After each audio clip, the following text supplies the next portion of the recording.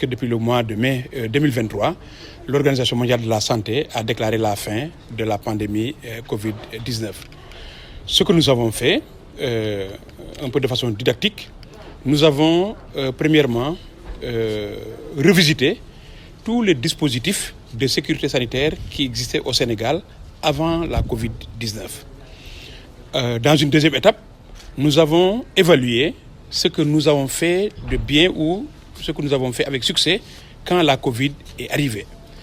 Dans un troisième temps, nous avons recherché là où nous aurions pu mieux faire. Et dans un quatrième temps, nous avons recherché les causes et les facteurs pour lesquels nous n'avons pas bien réussi dans certains domaines.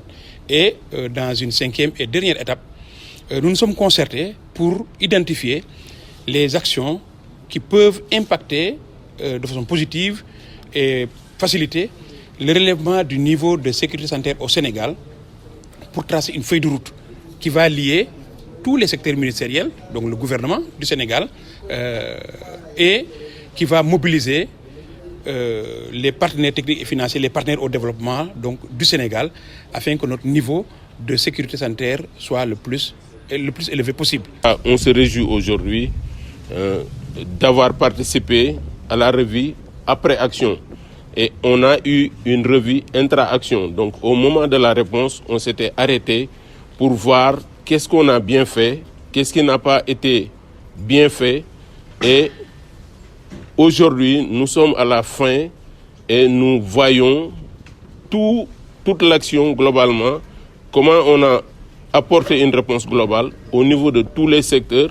Qu'est-ce qui a fonctionné, qu'est-ce qui n'a pas bien fonctionné et qu'est-ce qu'il faut faire pour que demain, s'il y a d'autres événements, pas que tout simplement des pandémies ou des maladies, mais des événements de santé publique, que le Sénégal, dans toutes ses composantes, puisse apporter une réponse qui s'y est par rapport à cela.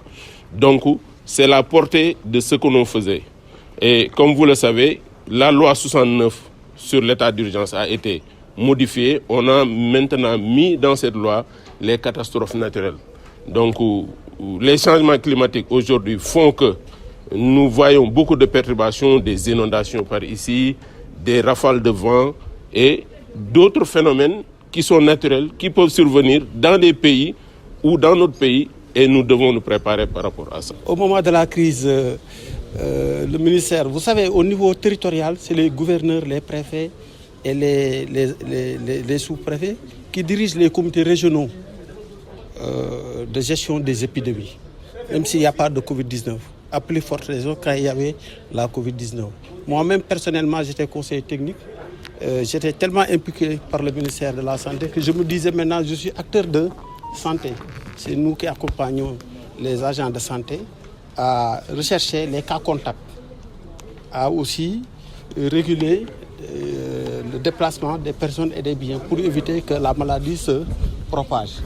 Et en tant que représentant du ministère de la Santé au niveau territorial et délégué du président de la République, nous les avons accompagnés durant tout le processus.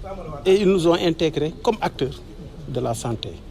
Donc vraiment, c'est des initiatives à vulgariser partout. C'est un seul gouvernement, nous devons être solidaires.